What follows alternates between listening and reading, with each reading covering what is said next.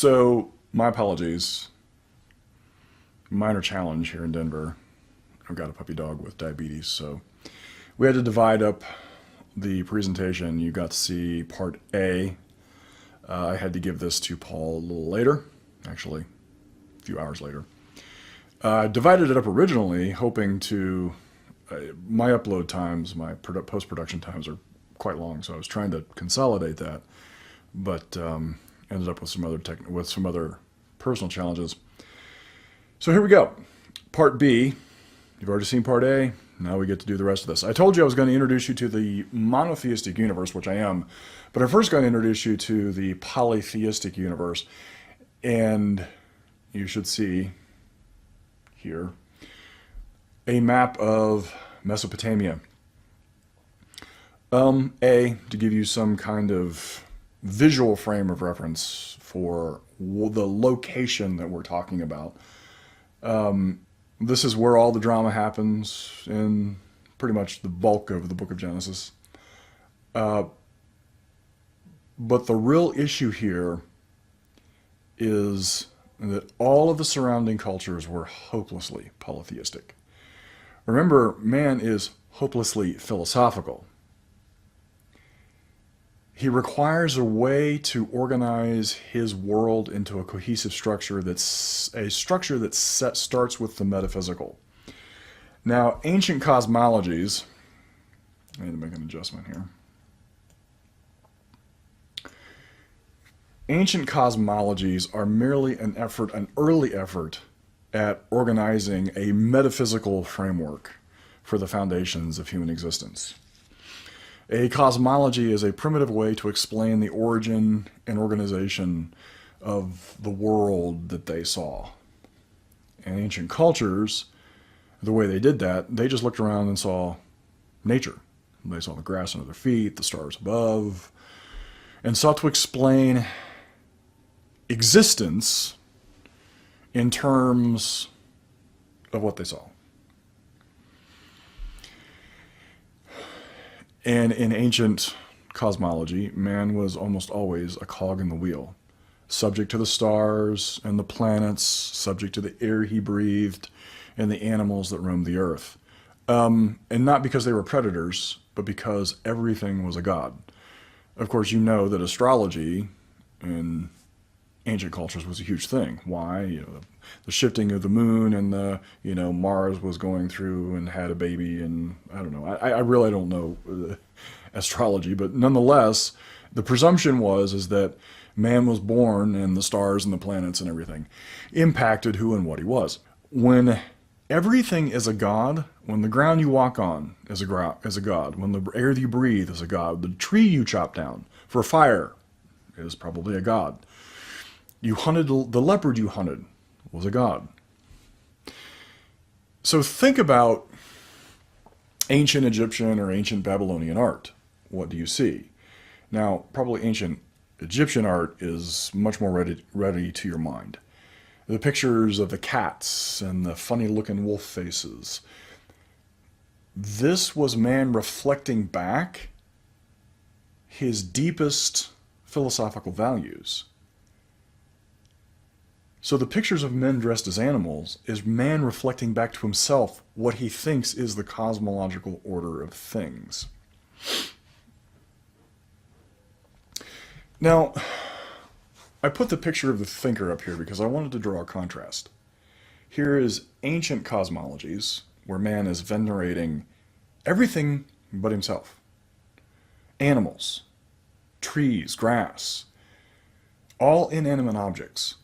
And he is subject to those objects and then aspiring to emulate some of those characteristics. Fast forward in human thinking, you get to the Hellenistic, the Greek world, and at the pinnacle of that Greek world was Aristotle. Aristotle introduced man to existence and then man to reason and rationality. And the artwork that was reflected there was the thinker. And this is one of the first times that we see man depicted being the epitome of man, using his reason. using his mind.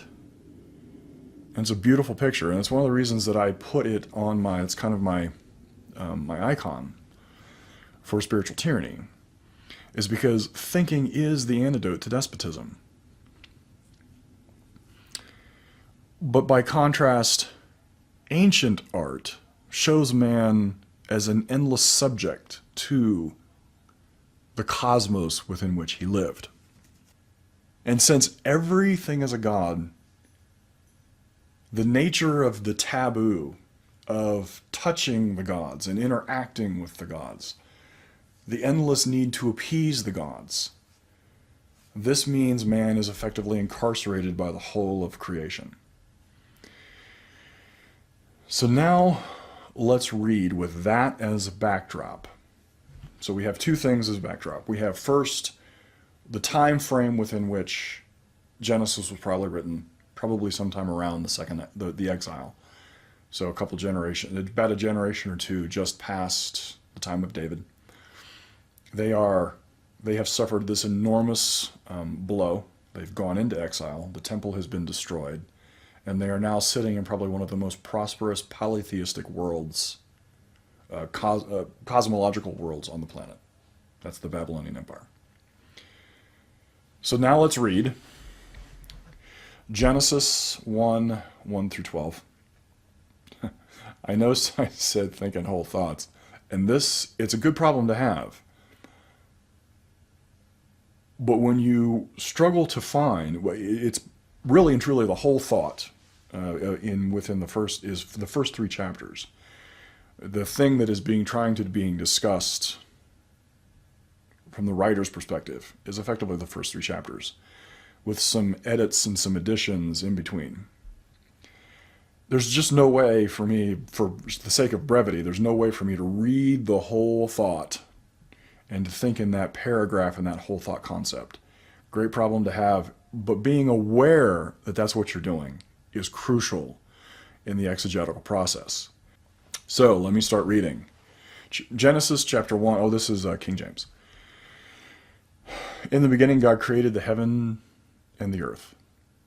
And the earth was without form and void, and darkness was upon the face of the deep. And the Spirit of God moved upon the face of the waters.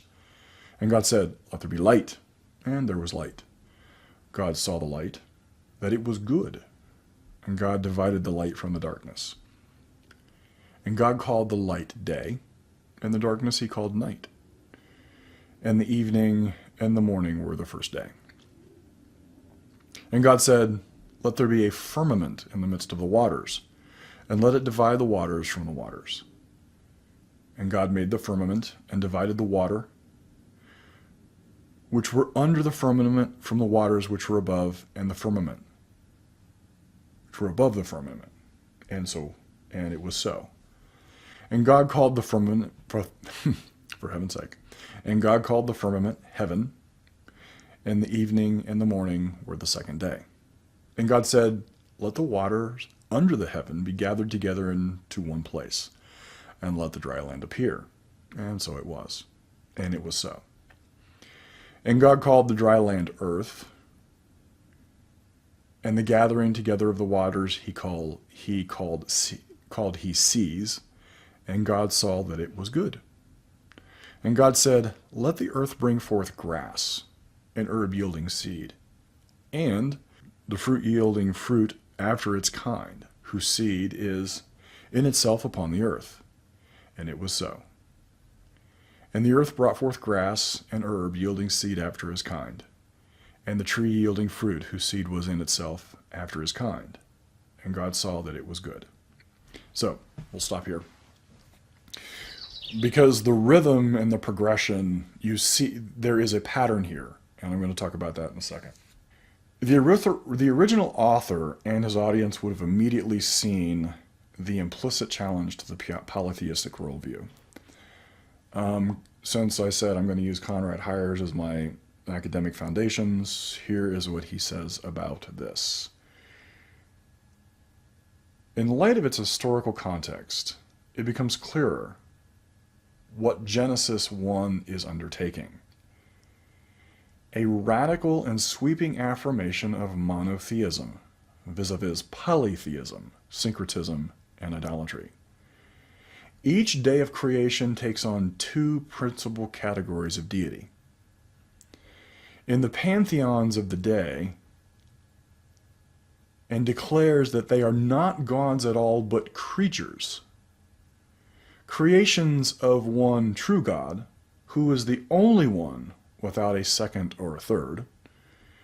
Each day dismisses an additional cluster of deities arranged in cosmological and symmetrical orders. On the first day, the god of light and darkness are dismissed.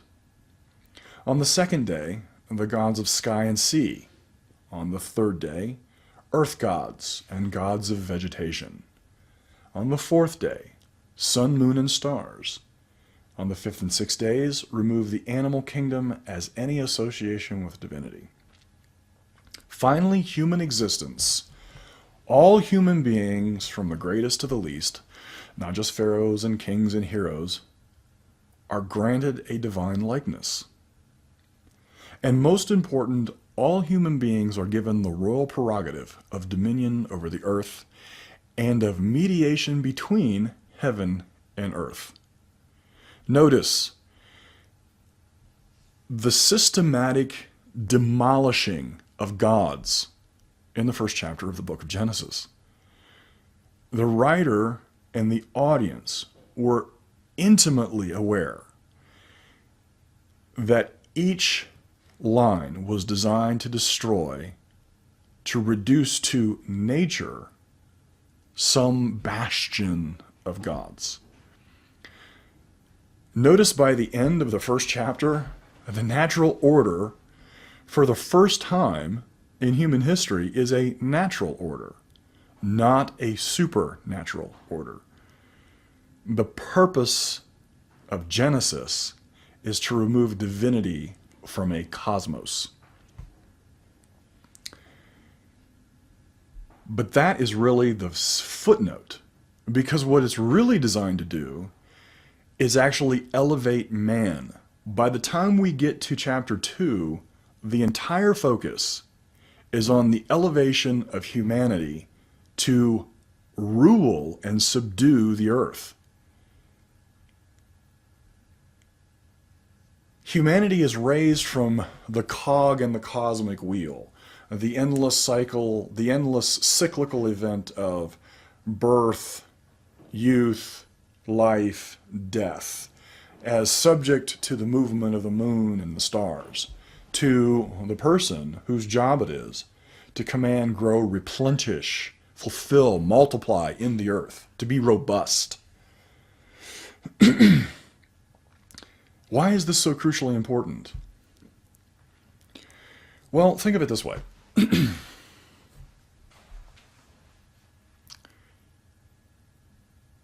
the 21st century, we look at the book of Genesis and try to harmonize it with scientific discovery. We try to superimpose, say, evolution onto the book of Genesis. But the writers of Genesis were concerned with the destructive forces of polytheism. Now notice what happens. When you live in a polytheistic universe, the ground man walks on is sacred. He cannot investigate the ground. When the trees he sits under are ruled by spirits, he cannot investigate the trees. If the gods are holy, separate, and other, man is forbidden to peer into the mysteries of the divine. And if everything is divine, man is imprisoned, and his mind is imprisoned. And notice this is exactly how neo-Calvinists, Calvinists, modern-day Calvinists frame pretty much every discussion. If you object to whatever they think their authoritative prerogative is, and you make a good objection, you make a reasoned objection, well, who are you, oh man, to question God? Why, how dare you decide to elevate yourself and look into things that are just forbidden to you? It's above you. The great mysteries of God. Well, what do you know? You're ignorant. Well, it's a regression. Calvinism is effectively a regression back to what Genesis was trying to fix. And that is give man back his brain and his ability to go out and investigate the world, to live in the world, and to rule and subdue the world. The moment the world is liberated from the holy, the moment man is commanded to look into the mystery, man is now free to unleash his inquisitive nature. A polytheistic universe incarcerates man's mind, just as a malevolent monotheistic universe incarcerates man's mind, aka Calvinist determinism. The monotheistic universe empowers man's mind because nothing is sacred. Indeed, in Genesis, man is commanded to command nature, to rule and subdue the whole cosmos. Man is set up as mediator between heaven and earth. That's powerful. That's potent. Man is not a cog in a cosmic wheel, but he is the ruler of this thing, this milieu within which he lives. And man is given the job of pacifying the chaos in the world. I really wish I had time to expand that. I have a whole thought on chaos theory, but there's just no time for me to get into it today. But this job of pacifying the whole world is central to human existence. Notice that this is in direct contrast to all the polytheistic cultures, where man is a cosmic afterthought or directly subordinate to the cosmos. His life is directed by the stars, the phases of the moon, and the planets. In the Genesis account, man is elevated to the handiwork of God and to ruler that all he can see, and that all he can see is set to serve him.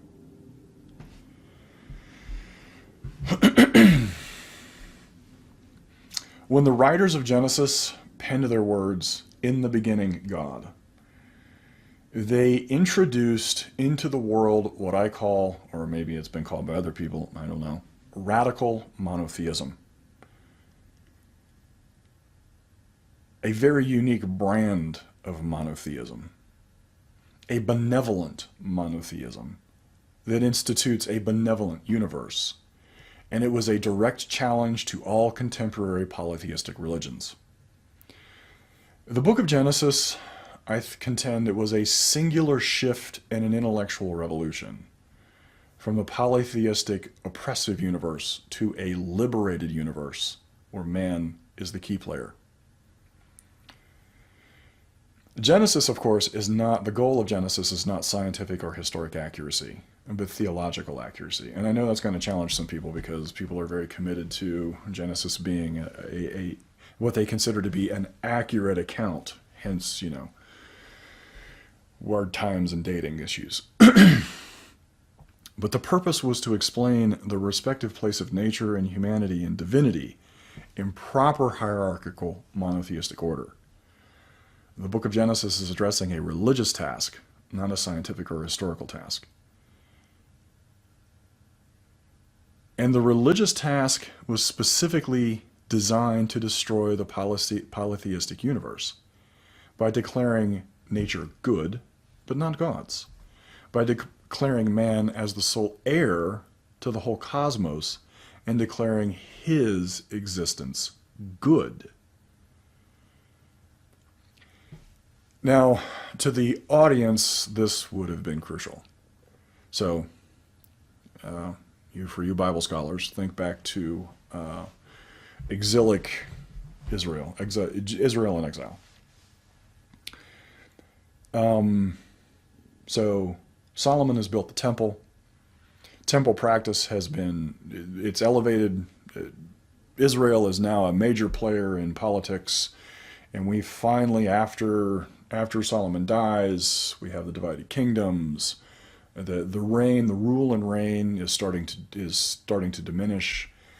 And we have the prophets show up and telling the subsequent rulers between the two kingdoms that, hey, bad things are going to happen. You keep heading down this road. And they keep telling, and all the pushback is, no, wait a minute. We have these eternal covenants. God built this temple. This temple is eternal. It can't go away. See, right there. There's our God. That's what he does. That's who he is, and he defeats his enemies. And in some respects, the guys defending the covenants that had been struck were defending, they were the ones talking faith. You know, Jeremiah, he looks like an idiot saying, oh no, God's going to die, you know. But suddenly they get defeated. They get destroyed by a superior military power. And when you think, in the ancient world, when you think military power, you must think spiritual power, because that's how they framed it. You won a battle because the gods were in your favor. And you see this throughout David's preoccupations and David's rule and reign. The whole point here is that when Babylon rolls through, they roll through in the power of their God's might. The temple is destroyed. And for all intents and purposes, the Judaism, as conceived at the time, was specifically a location-based practice of religion. You followed the temple all the way through the desert. You followed the temple. Once it finally got to a physical location there in Israel, that's where the practice of Judaism happened. Without the temple, there really isn't this religion for Yahweh. So the exile was both a repudiation of Yahweh's power and the destruction of their central place of worship. So now they are confronted with living in this overwhelmingly polytheistic world in a culture that is very obviously superior on every level. They needed a way to defend their faith. They needed a way to defend what they believed in the nature of their existence. And this is the impact of Genesis. It is a defense. It is a very unique defense with a very unique, and I contend, a very early primitive philosophical evolution, and that is the introduction of radical monotheism. And the nature of that radical monotheism is what sets it totally apart. It was a benevolent monotheism. It created a benevolent universe, one in which man could function. So now I want to try to discuss about, so now I want to apply that's kind of some background, some insights into exegetical efforts, but now I want to try to show you how to apply this to our contemporary context, and that requires me to step back a little bit and think more in 21st century terms.